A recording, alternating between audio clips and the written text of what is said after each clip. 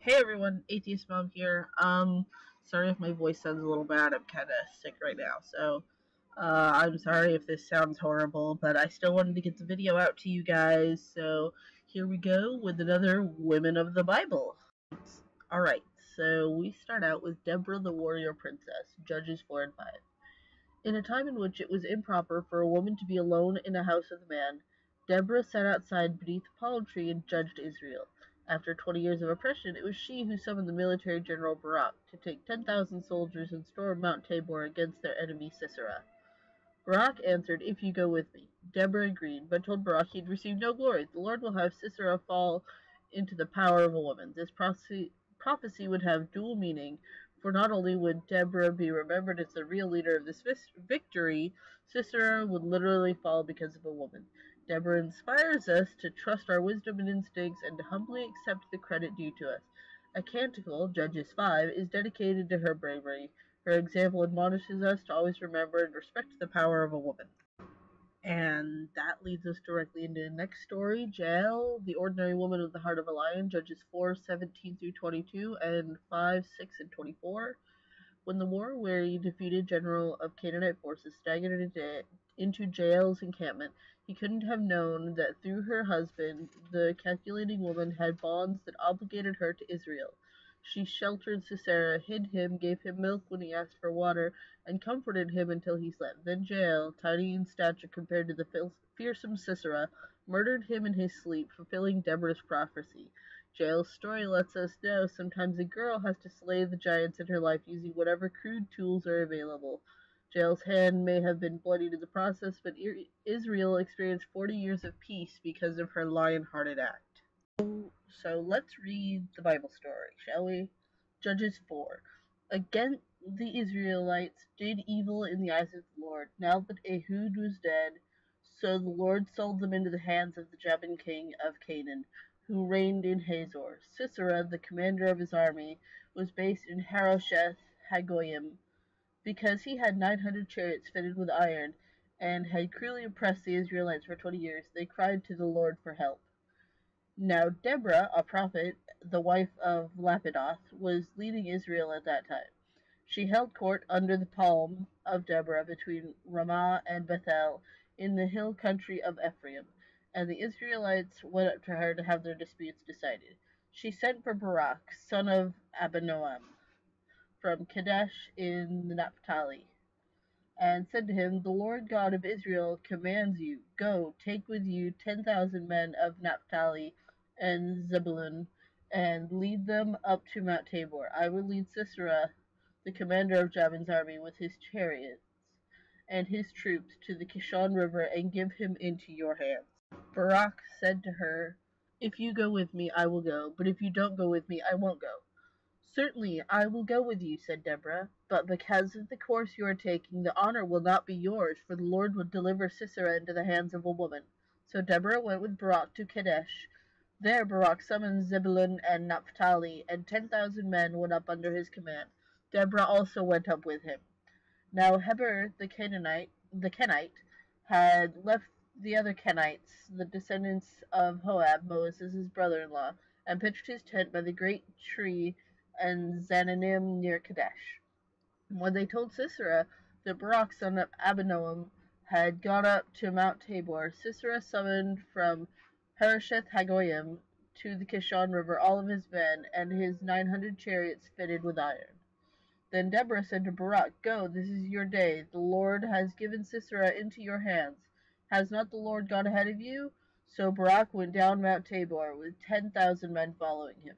At Barak's advance, the Lord routed Sisera and all his chariots and armies by the sword, and Sisera got down from his chariot and fled on foot. Barak pursued the chariots and army as far as Harosheth Hagoyim, and all Sisera's troops fell by the sword. Not a man was left. Sisera, meanwhile, fled on foot to the tent of Jael, the wife of Heber the Kenite, because there was an alliance between the Jabin king of Hazor and the family of Heber the Kenite.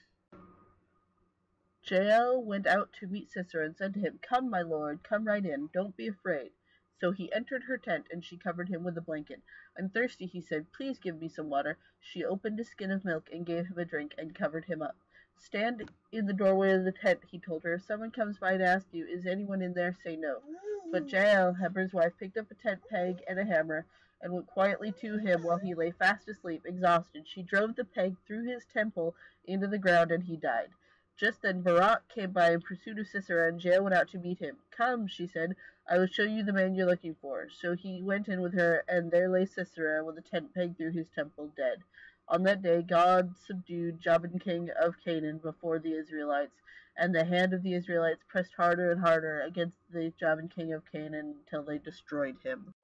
So all of Judges 5 is just a song about Deborah, and I'm not going to read the whole freaking thing to you because it's basically just summing up what we just read in Judges 4. So if you want to go read it, go ahead.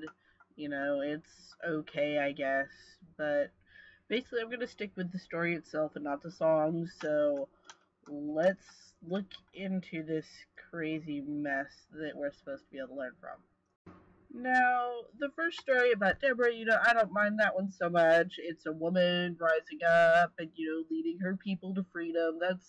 That's all good and dandy and whatnot. It's actually a decent role model for women to not put up with oppression and, all that good stuff. My problems lie with the story of Jael. Now, this woman, who, was just a meek and mild woman, her husband was in some way bonded to the Israelites. They don't really explain that too well. But because of this, she sided with the Israelites, and she called in Sisera and, lulled him to sleep. She gave him milk and a blanket, and she promised him he would be safe. And then she drives a fucking tent peg through his temple? This woman is nuts. Let's just stop for a minute and think about if we had a border with an Islamic country like Afghanistan, or Pakistan that was hostile towards us, what would happen if a woman from America lured one of the Taliban leaders into her house, gave him refuge, and then brutally murdered him in his sleep? She would still be rung up on freaking murder charges. She would be considered freaking nuts. Even though she was killing the enemy, because she did it in that way, that's wrong. It's one thing to kill someone on the field of battle, but it's another thing to offer someone your hospitality and then murder them in their sleep. Now, the story of Deborah is just fine. It's a woman who calls upon the military leaders and whatnot, and she gets Israel freed. Not that there's really any historical documentation for most of this, and, it's just one chapter that deals with both of these stories, so there's not a whole lot to go on. But the fact that Christians say that we have something that we can learn from Jael, that we are supposed to learn from this woman who brutally murdered someone in her own home. That's just crazy on my end. Hey guys, I'm really sorry. I just realized that all of this was being recorded on my laptop's internal mic rather than on my headset. And so I'm really sorry about the audio quality. My voice is starting to go, so I can't re-record all of it. But I hope you guys enjoyed this installment of Women of the Bible and think that this crap's as crazy as I do. Thank you to all of my new subscribers. You guys are wonderful. I have a Twitter and a Patreon down below. If you guys could check those out, that'd be great. I'm also working on my longer video. I don't know how much I'll be able to get done, being sick and all, but I will definitely try and get you guys at least another video before next week. So I will talk to all of you later, and comment, like, whatever, you know what to do. Bye.